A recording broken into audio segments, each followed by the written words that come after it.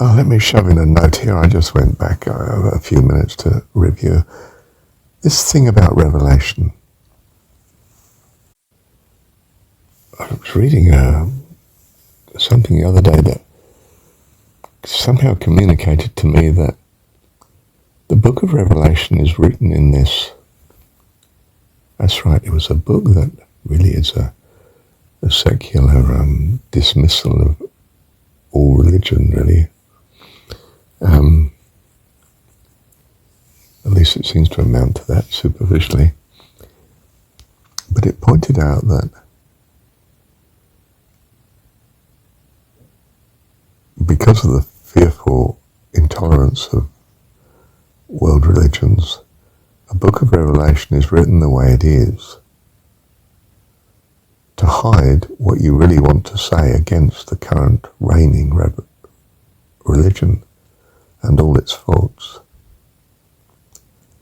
And you write it in this terrible way of this battle of good and evil, and really the book of Revelation seems to be, even the angels are frightening the evil. I mean, in order to be effective in the battle, I suppose. And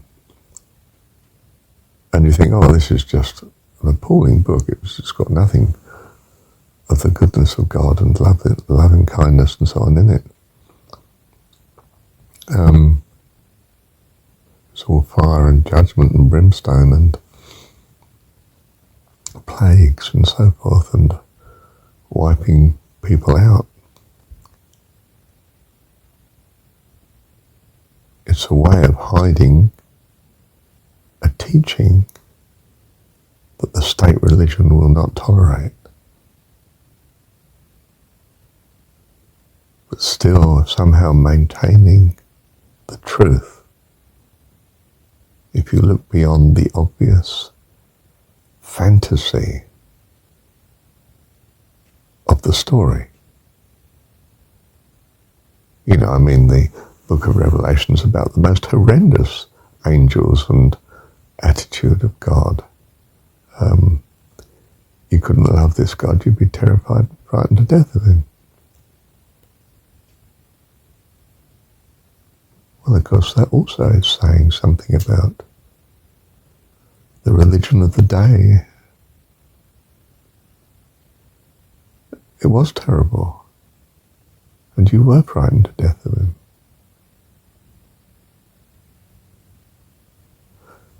So, what else does the book of Revelation teach you? Well, as I have touched on in this, or was it the previous recording? I think it's this one. It does actually now look rather more like the beginning of the Bhagavad Gita. That really there's an internal battle going on within you. And perhaps it would be good to read the book of Revelation with that in mind. Perhaps its meaning might be much more of a blessing in that case.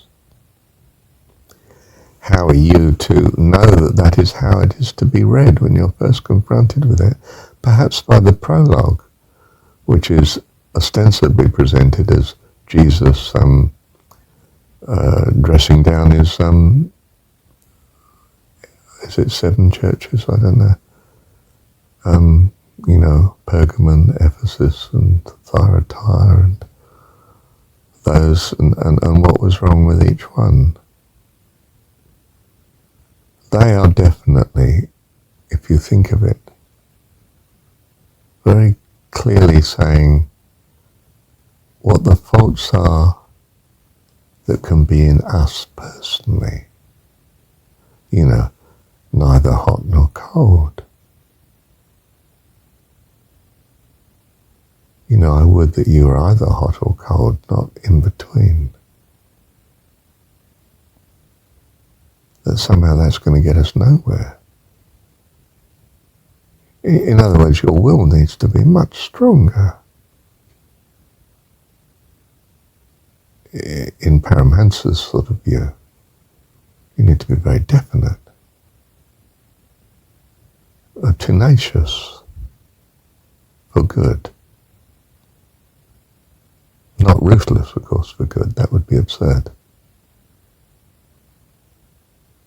But very firmly, of maximum integrity. Though also in loving kindness, of course. Tolerance and grace. But of maximum integrity and firmness. That you cannot be moved. In what? In your devotion to God. Loving Him with all your heart, soul, mind and strength. Your God. Your Dad. Get that relationship right or you'll end up with something fearful, judgmental and intolerant. He's your Dad. Loves and cares for all his children more perfectly than any dad has ever managed on earth, I suspect. But I don't know. There's been some good examples, I think. Thank you, Dad. Oh, and I am reminded of what I've said elsewhere, that my mum, who was tenacious in defending the people she defended, especially her son, me. Incredibly definite, you see. An utter integrity in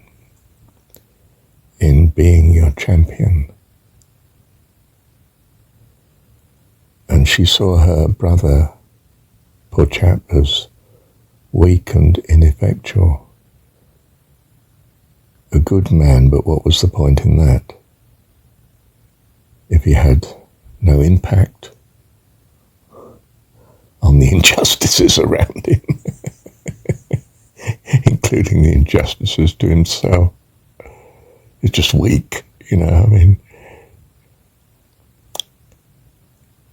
There's something of this going on in that dressing down by Jesus of the church that was neither hot nor cold. Was it Thyatira? Can't remember which one. Laodicea. But I would that you were either hot nor cold. I'll spew you out at your lukewarm state, is what Jesus is saying. Oh, can do nothing with that. Apparently the city concerned was known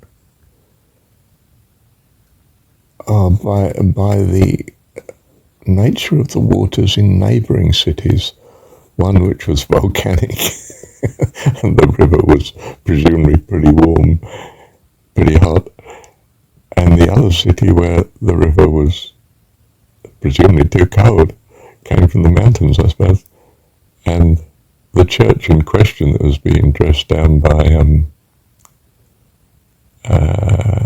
Jesus was, in some sense, between the two. Its waters were neither hot nor cold. Yuck, tepid. Ugh. I would that it was cold or hot, a nice hot cup of tea or a cold ice drink on a hot day, but tepid, I can't do anything with that. Ugh, just,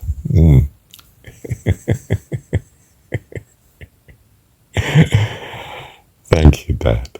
What's the spiritual? Well, you can work out the spiritual application, can't you?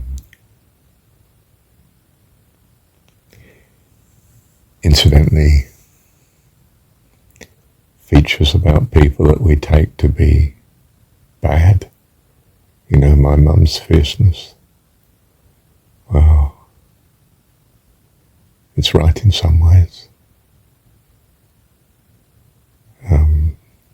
You need forcefulness in pursuing what is right, not a forcefulness that sides people down in your way, but a very definite determination that you're going to love God with all your heart, soul, mind and your neighbour as yourself, the one that rescues you. Bless you. Thank you, Dad.